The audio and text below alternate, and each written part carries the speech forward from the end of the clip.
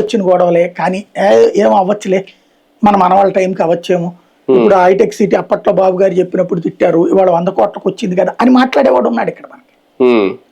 ఈ మాట్లాడే వాళ్ళే వీళ్ళకి తెచ్చి.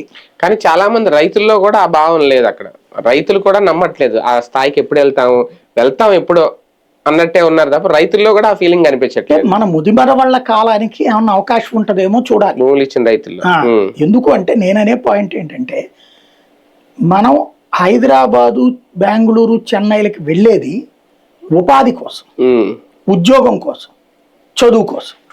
ఇక్కడ చదువు ఓకే, ఫస్ట్ మన నాయకులు ఇక్కడ మనకి బెజవాడలో హాస్పిటల్స్ లేవా? ఎందుకు లేవు?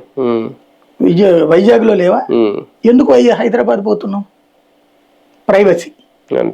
అప్పుడు ఇక్కడ రేపు పొద్దున హాస్పిటల్ పెట్టి ఎవడు తెలంగాణ వాళ్ళు వచ్చి ఇక్కడ దిగుతారా? తెలంగాణ వాళ్ళకి వాళ్ళ ప్రైవసీ ఉంది హైదరాబాద్ లో ఉండి కూడా. వాళ్ళు అక్కడ హాస్పిటల్లోనే చూపించుకుంటున్నారే, బెంగళూరు వాళ్ళు అక్కడే చూపించుకుంటున్నారే. మరి ఇక్కడ నువ్వెందుకు చూపించుకో?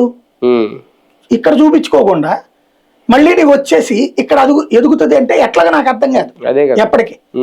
ఇవాళకి కూడా ముఖ్యమంత్రి అయినా ఇక్కడ ఉన్న ప్రధాన ప్రతిపక్ష నాయకుడైనా వీళ్ళందరూ ఇక్కడ హాస్పిటల్లో చూపించుకోవాలి, వీళ్ళ పిల్లలు ఇక్కడ చదివించాలి. వీళ్ళ పిల్లలందరూ అక్కడ చదువుతున్నారు. వీకెండ్ వస్తే మనకి ఆంధ్రప్రదేశ్ ఏంటంటే వలస రాష్ట్రంగా ఉంది. పాలకులు ప్రతిపక్ష నాయకులు అందరూ వీకెండ్ లో బయటే ఉంటారు. ఒక ఆయన బెంగళూరు వెళ్ళిపోతాడు, ఒక ఆయన హైదరాబాద్ వెళ్ళిపోతాడు, ఒక ఆయన హైదరాబాద్ లోనే ఉంటాడు. ఇక్కడికి మనకి విజిటింగ్ అది